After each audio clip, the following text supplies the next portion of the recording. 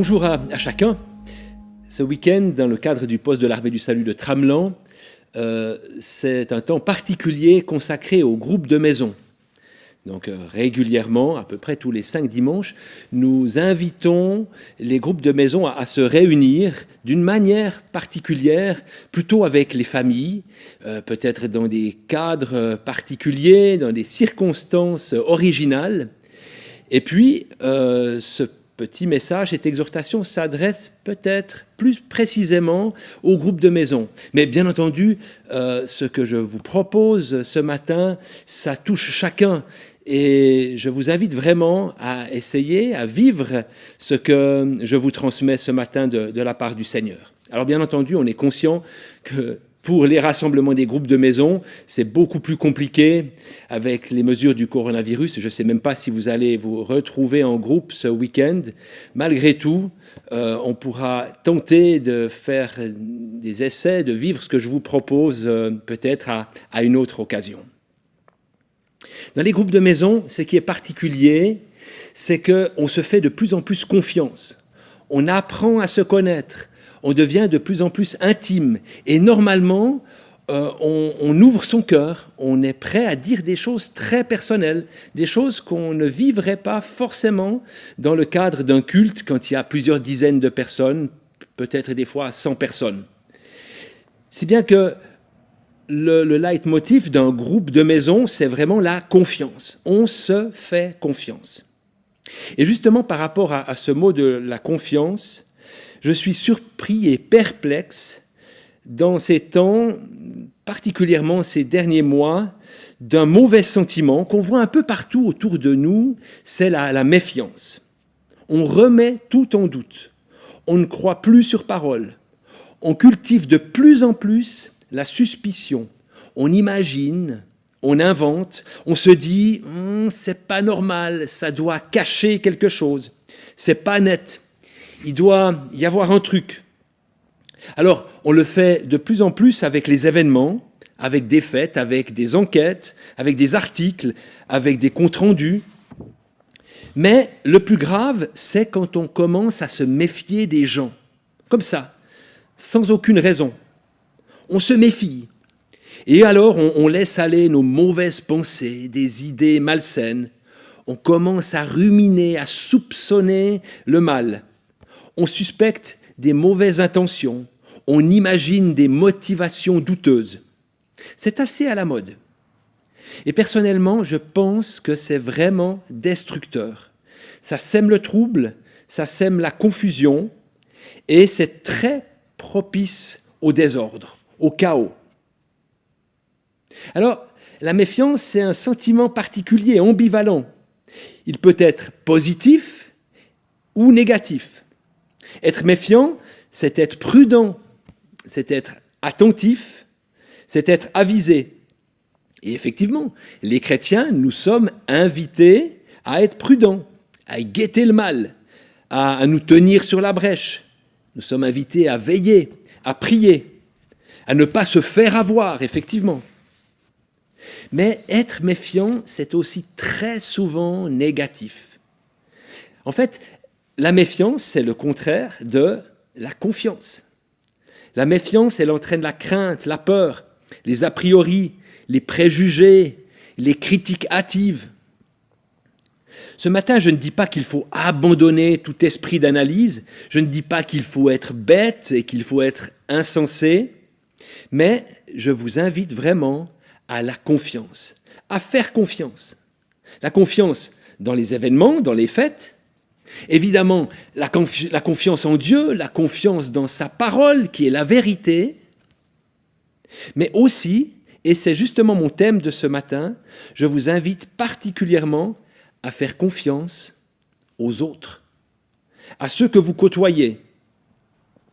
Il y a 2 semaines, dans un précédent message, je disais que la marque du chrétien, c'est de reconnaître ses erreurs, c'est d'oser revenir en arrière. Mais il y a peut-être une autre marque du chrétien, c'est celle d'oser la confiance dans les autres. Chers amis, le chrétien, il croit les autres.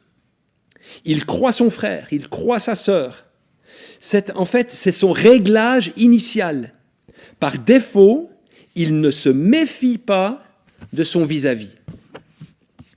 Le chrétien, dès qu'il a un contact avec une personne, qu'il la connaisse ou pas, il devrait se dire « lui, il m'aime ».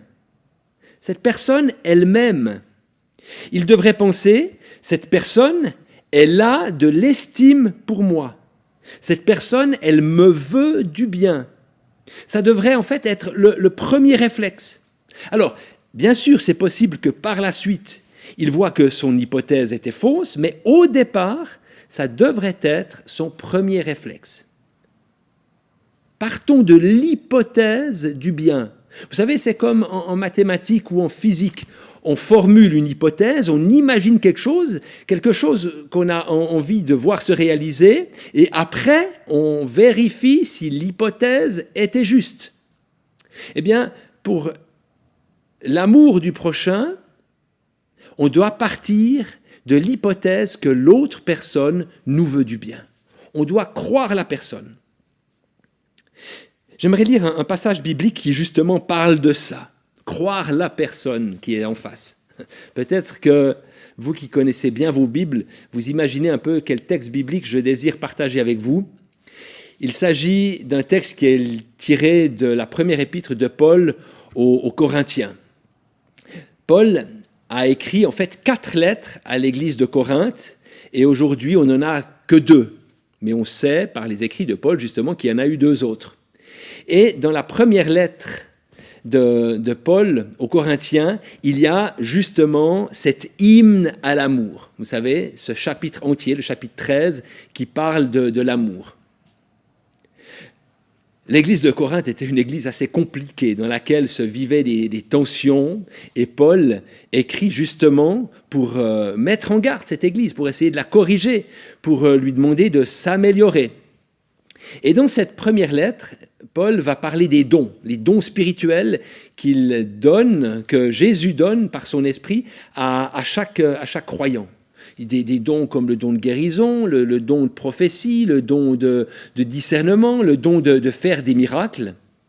Et des dons comme ça, on pourrait presque se vanter de les avoir. Et Paul dit très clairement, ça ne sert à rien de vivre ces dons, et ces dons, quelque part, n'ont aucun effet, aucun impact, si il n'y a pas avant tout l'amour entre nous. Et justement, entre le chapitre 12 et le chapitre 14, qui parlent tous les deux des dons, au milieu, il y a ce merveilleux chapitre qu'on appelle l'hymne à l'amour, où Paul parle de l'importance de l'amour. Et je vous lis justement quelques versets de 1 Corinthiens 13, les versets 4 à 7. L'amour est patient, il est plein de bonté. L'amour n'est pas envieux, l'amour ne se vante pas, il ne s'enfle pas d'orgueil. Il ne fait rien de malhonnête, il ne cherche pas son intérêt, il ne s'irrite pas, il ne soupçonne pas le mal. Il ne se réjouit pas de l'injustice, mais il se réjouit de la vérité. L'amour pardonne tout, il croit tout, il espère tout et il supporte tout. Ah, moi j'adore ce texte. Et j'adore ce verset 7. Je vous le relis. L'amour pardonne tout, l'amour croit tout, l'amour espère tout et l'amour supporte tout. En fait, Jésus était ainsi. Ces gens peu recommandables à qui les autres ne donnaient aucun crédit, Jésus, lui, il les accueillait favorablement. On pense par exemple à Zachée, ce collecteur d'impôts qui vraisemblablement volait dans la caisse. On pense au jeune homme riche, on pense à la femme samaritaine, à cet aveugle impertinent qui se manifeste au milieu de la foule. On pense à la femme adultère. On pense aussi aux enfants que les disciples repoussent, mais que Jésus accueille. Alors, on va encore prendre juste quelques instants pour bien comprendre ces 4 phrases du verset 7. Premièrement, l'amour pardonne tout. Ou alors, il excuse tout, comme on lit dans certaines versions, notamment la Semeur. Moi, j'aime bien ce verbe « excuser ». On entend souvent ce mot dans les engueulades ou dans les conflits. En fait, tu n'as aucune excuse. Ou bien quand quelqu'un essaye d'arranger les bidons, vous savez, il y a une troisième personne qui arrive là, dans un conflit entre deux autres personnes, et cette personne dit « Mais arrête, ne lui trouve pas d'excuses !» Eh bien Jésus, lui, justement, qui connaît les cœurs, il trouve des excuses, il nous trouve des excuses. Il défend la personne, il prend parti pour elle. À la femme adultère qui allait se faire lapider, conformément à la loi de l'Ancien Testament, Jésus prend la parole et dit que celui qui n'a jamais péché, lui lance la première pierre. Et finalement, Jésus pardonne à cette femme, bien entendu, en lui demandant de changer d'attitude. Et nous, les amis, où en est-on avec notre amour du prochain? Sommes-nous enclins à pardonner rapidement? Ou alors est-ce que nous attendons des excuses bien formulées? Est-ce qu'on serait prêt même à pardonner sans que l'autre s'excuse? Est-ce qu'on trouve facilement des excuses à l'autre, comme le faisait Jésus? Et puis, il y a deuxièmement cette phrase, « L'amour croit tout ». Celle-ci, c'est en fait ma préférée. La version Summer dit « L'amour fait confiance dans toutes circonstances ». Et au verset 5, on lit « L'amour ne soupçonne pas le mal. L'amour n'imagine même pas le mal. » Moi, je trouve que c'est excellent de penser ainsi. Est-ce qu'on a bien compris? L'amour ne soupçonne pas le mal. En fait, j'ai envie de dire, l'amour est naïf. L'amour est crédule. Et je dirais même, Jésus est naïf. Jésus ne soupçonne pas le mal. Jésus n'a pas d'a priori négatif sur les gens. Pensons encore à Zachée, cet homme pécheur dans son arbre que tout le monde juge, que tout le monde critique, a raison, parce que cette personne, vraisemblablement, elle est mauvaise, elle a un cœur mauvais, mais Jésus va lui faire confiance. J'ai très bien connu un couple d'officiers de l'armée du salut, vraiment très bien connu. Allez, j'ose le dire ici, c'était mes parents. C'était étonnant, comme enfant, je voyais mes parents dans l'exercice de leurs fonctions. Beaucoup de choses se passaient aussi dans l'appartement. Quand quelqu'un venait demander de l'aide à la porte, de l'aide sociale, il sonnait à l'appartement des officiers. Et souvent, mon frangin et moi, on était présents dans l'appartement et on voyait, on entendait un peu ce qui se passait. Et il y avait comme ça de ces personnes qui revenaient souvent, qui demandaient de l'aide et qui racontaient des histoires incroyables. Peut-être qu'elles étaient vraies, ces histoires, mais peut-être qu'elles étaient totalement fausses. Et mon père, inlassablement, croyait ces personnes et il les aidait. Et j'entends encore ma mère qui, peut-être, était plus pied sur terre et qui lui disait « Mais fais attention, Jean, tu te fais embobiner !» Et elle lui a même dit des fois... c'était drôle cette phrase. Tu sais, Jean, bon et bête commencent par la même lettre. Et mon père se faisait avoir. Ouais, il s'est souvent fait avoir. Mais mon père était naïf. Mon père, par défaut, croyait les gens. Et nous, les amis, est-ce que nous soupçonnons le mal? Quand quelqu'un nous parle, quand quelqu'un nous contacte, quand on voit quelqu'un, est-ce qu'on imagine tout ce que la personne pourrait éventuellement penser? Et puis, il y a cette troisième phrase, l'amour espère tout. On pourrait dire, l'amour mise gros, l'amour investit beaucoup, l'amour croit à l'avenir d'une personne, l'amour mise sur les personnes. J'espère que vous comprenez ce que je veux dire. Et même l'amour mise sur les mauvaises personnes. Pensons à Ananias, ce chrétien fondé dans la parole et qui connaissait Jésus, qui reçoit Saul à Damas. Saul vient d'être arrêté sur le chemin de Damas. Saul va devenir Paul, ce grand apôtre, et là, il est conduit chez Ananias. Et Ananias est face à un homme qui persécute les chrétiens, qui a fait mettre à mort des centaines de chrétiens, et Ananias va miser sur Saul qui deviendra Paul. Il va l'enseigner, il va passer du temps avec lui. Pensons aussi simplement à Jésus avec ses 12 disciples. Ces disciples qui étaient parfois à limite, mais Jésus va investir des années sur ces gens. Il espère tout en voyant ses disciples.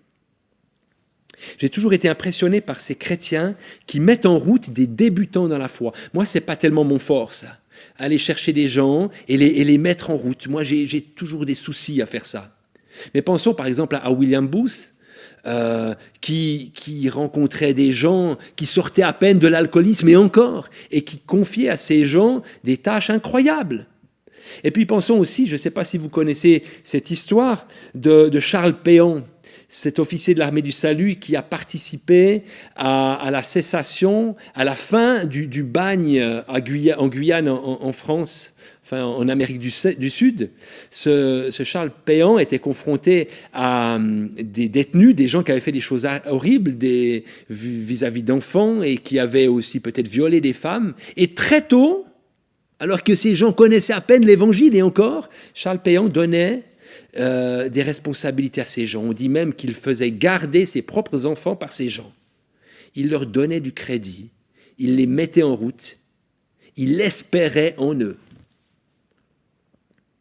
Et moi, est-ce que mon amour espère tout? Est-ce que j'espère de grandes choses pour les autres? Est-ce que je suis prêt à investir sur quelqu'un? Et puis finalement, l'amour supporte tout. Waouh, ça c'est peut-être le plus trash. L'amour accepte tout. Allez, je pousse jusqu'à dire, l'amour tolère tout. Il ne s'agit pas de tolérer le mal, le péché, mais il s'agit de tolérer la personne.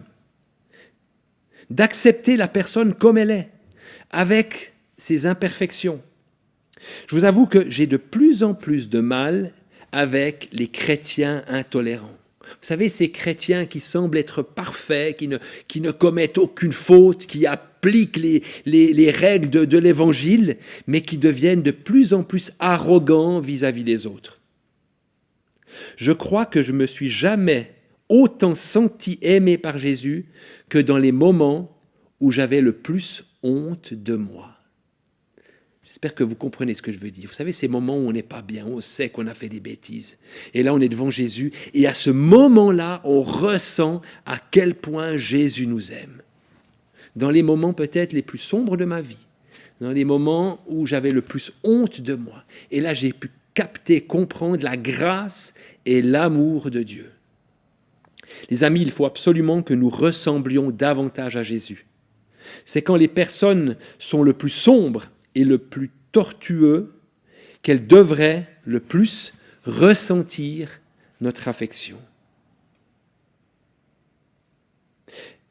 Nous devons toujours rechercher à aimer les gens, mais jamais aimer la perfection des gens. Voilà, j'en arrive à ma conclusion. Si je m'appelais Alexandre Jolien et si j'étais philosophe, je crois bien que j'écrirais un livre avec ce titre « Éloge de la naïveté ». En fait, je crois que ça existe déjà. Peut-être pas écrit par Alexandre Jolien.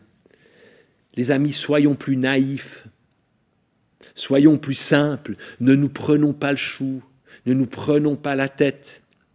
L'amour croit tout. L'amour ne soupçonne pas le mal. Vous savez, l'origine des relations difficiles, des tensions, c'est pas tellement qu'on n'aime pas les autres, mais c'est souvent parce qu'on croit que les autres ne nous aiment pas. Alors on est sur la défensive, on affûte nos armes, on est comme un hérisson, on se met en boule et on sort nos pointes, ou bien comme un chat, on aiguise nos griffes. En disant « je suis prêt parce que cette personne va m'agresser », alors que peut-être qu'il n'en est rien. Il ne faut pas rêver. Un tel amour, celui dont Paul parle aux chrétiens de Corinthe, ce n'est pas un amour humain. Seul Dieu, par son esprit, en nous, peut nous faire aimer ainsi. Je trouve que c'est un excellent sujet à débattre dans les groupes de maison, mais aussi à débattre lorsque vous êtes à 2 ou 3 chrétiens, lorsque vous vous rencontrez. Parlez de ça, parlez de cet amour qui croit tout, parlez de la confiance absolue, parlez de cet amour qui ne soupçonne et qui n'imagine même pas le mal. C'est idéal. en groupe de maison. Alors bien sûr, vous pouvez étudier ce texte biblique, vous pouvez le partager, mais encore mieux, vous pouvez le vivre, vous pouvez vous entraîner avec les autres. Même ces personnes nouvelles qui viendraient peut-être dans un groupe de maison qu'on ne connaît pas très bien, avec ces personnes, soyez vrais, faites-leur confiance. Ces personnes ont peut-être bien de l'affection pour vous, elles vous aiment. Ne soupçonnez pas le mal. Dans toutes vos relations, les amis, quand vous rencontrez quelqu'un, croyez la personne, croyez que c'est une bonne personne. Croyez qu'elle vous veut du bien. Et du coup, vous l'aimerez d'un amour qui ne vient que de Jésus, de son esprit en vous. Voilà, j'en ai terminé. J'aimerais encore simplement prier avec vous.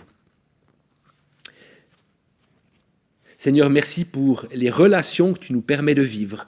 Bien sûr, dans le cadre de l'Église, avec nos frères, nos sœurs chrétiens, que ça soit dans le cadre de notre propre communauté, mais avec tous ces chrétiens que nous côtoyons, que nous aimons, d'autres églises, permets-nous de mieux nous connaître, de mieux nous apprécier. Et puis, bien entendu, permets-nous de vivre cet amour aussi avec les collègues du travail, avec les amis que nous commençons à connaître, avec les membres de nos familles aussi, que ça soit dans un cadre chrétien ou pas. Et surtout, Seigneur, fais-nous la grâce de vivre avec ton amour, cet amour qui croit tout, cet amour qui ne soupçonne pas le mal, Seigneur. Aide-nous à faire confiance aux autres. Seigneur, débarrasse en nous toute méfiance mauvaise, toute crainte de l'autre.